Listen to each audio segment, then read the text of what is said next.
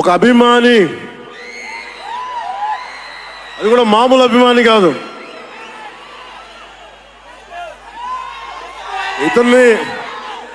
ఇతని స్థాయి, ఇతని విజన్ నాకు చెప్పాడు.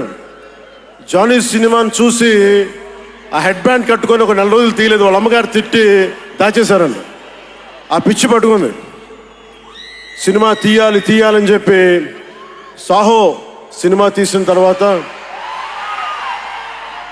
త్రివిక్రమ్ శ్రీనివాస్ గారు, సుజీత్ అని ఒక యంగ్ డైరెక్టర్ ఉన్నాడు, మీరు చేస్తే చాలా బాగుంటుంది అని నా దగ్గరికి సుజీత్ని పరిచయం చేశారు దానయ్య గారి ద్వారా.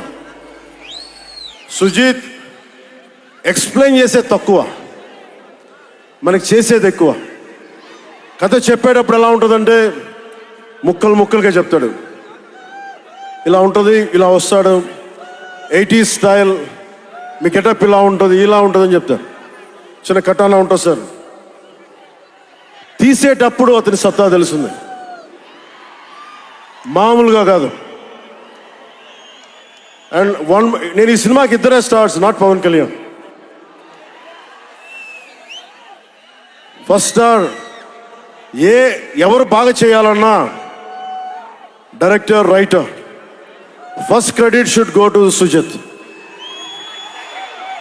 తర్వాత సుజీత్ తాలూకు డ్రీమ్ని రియలైజ్ చేయడానికి the one and only Thaman.